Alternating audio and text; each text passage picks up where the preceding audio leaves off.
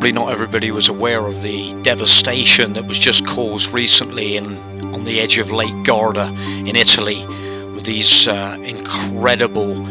sized hailstones that fell, and the devastation on the motorhomes and property, cars,